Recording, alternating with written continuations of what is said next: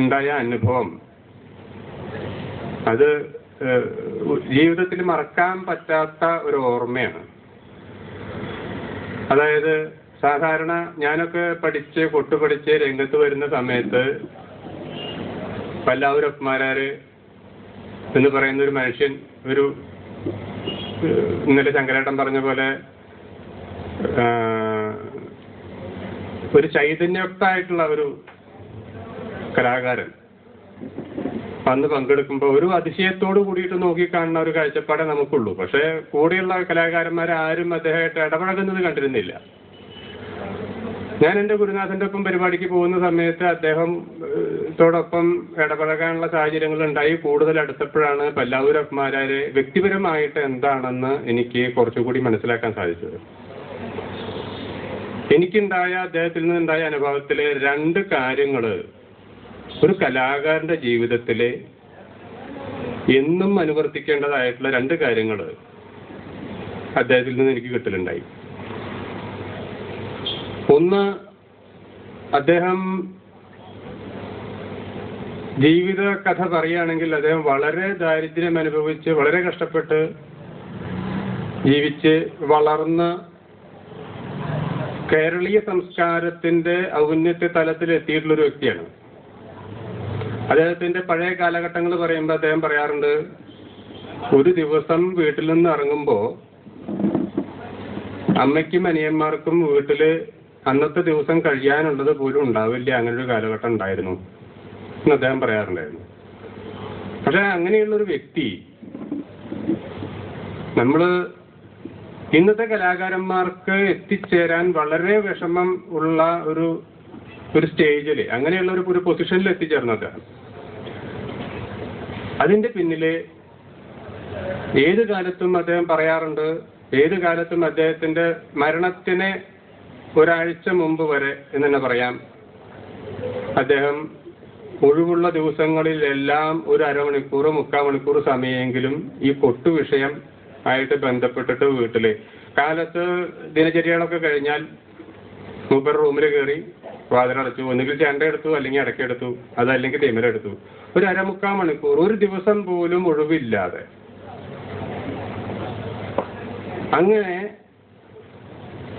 കൊട്ടു പഠിച്ചതിന് ശേഷം മരിക്കുന്നത് വരെയും കലയെ ഉപാസിച്ചുകൊണ്ട് ജീവിതം മുന്നോട്ട് നയിച്ചതുകൊണ്ട് മാത്രമാണ് അദ്ദേഹം ഇങ്ങനെ ഒരു സ്റ്റേജിൽ എത്തിപ്പെട്ടത്. കഥകൾ പലതും പറഞ്ഞു കേൾക്കാറുണ്ടായിരുന്നു. എൻ്റെ കുട്ടിക്കാലത്ത് ഞാൻ കേട്ടിരുന്നു, പല്ലാവൂരപ്പു ആശാന്റെ അച്ഛൻ പാട്രാത്ത് ശങ്കരമാരാര്, അദ്ദേഹം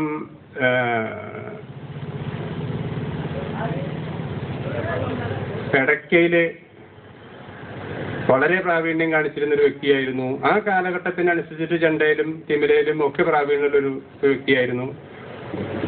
ഇതൊക്കെ ആയിരുന്നെങ്കിൽ തന്നെ അദ്ദേഹത്തിന് ഒരു ദൈവീക സിദ്ധി കിട്ടിയതായിട്ടായിരുന്നു ഞങ്ങളൊക്കെ കേട്ടിരുന്നത്. അതായത് മൂകാംബിക ക്ഷേത്രത്തിലെ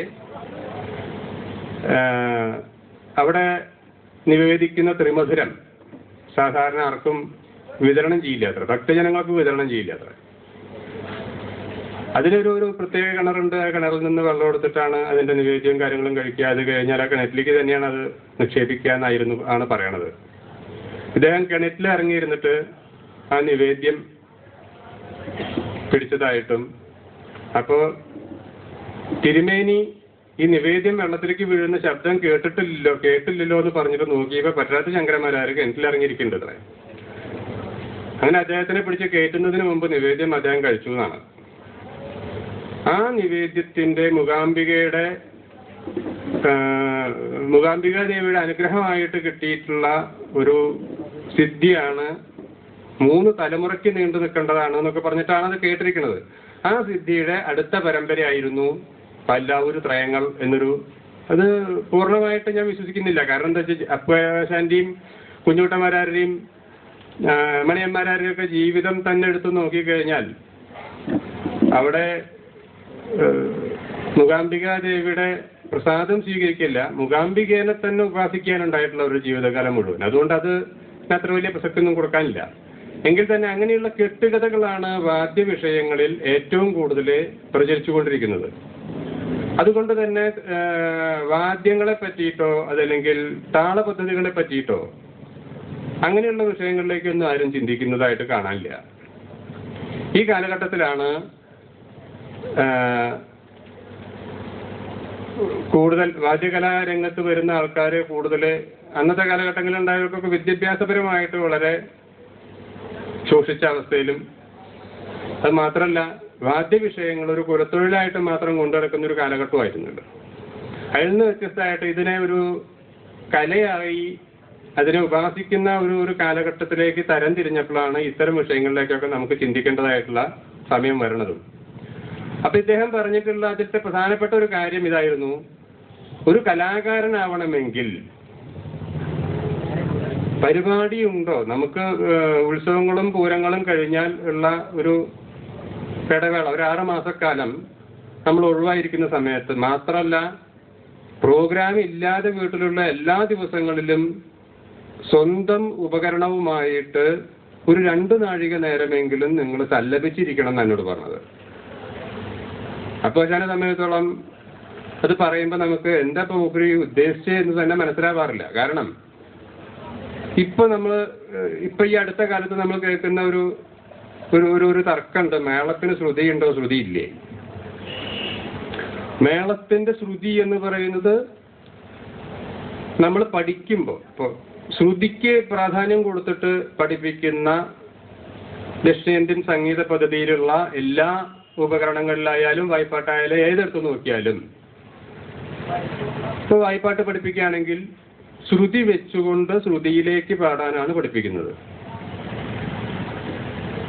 മറിച്ച് കേരളീയ താളപദ്ധതികളിലേക്ക് വന്നു കഴിഞ്ഞാൽ, കേരളീയ കലകളിലേക്ക് വന്നു കഴിഞ്ഞാൽ ശ്രുതി വെച്ചിട്ടൊന്നും പഠിപ്പിക്കാറില്ല. നമുക്കറിയാം, കൂറുംകുഴലാണ് നമ്മുടെ കേരളീയ താളവാദ്യ ഉപകരണങ്ങളിലെ ഏറ്റവും സംഗീതാത്മകമായിട്ട് അവതരിപ്പിക്കാവുന്ന ഉപകരണം. ആ കൂറുംകുഴൽ പഠിപ്പിക്കുമ്പോൾ പോലും ശ്രുതി വെച്ചുകൊണ്ട് പഠിപ്പിക്കുന്ന ഒരു സമ്പ്രദായം കണ്ടിട്ടില്ല. അപ്പൊ അങ്ങനെ അതിന് പ്രാധാന്യം കൊടുത്തുകൊണ്ടല്ലാത്ത പഠന രീതികളും ഒക്കെ നിലവിലുള്ള കേരളീയ പദ്ധതിയിൽ ശ്രുതി ഉണ്ടാവുന്നത് എങ്ങനെ?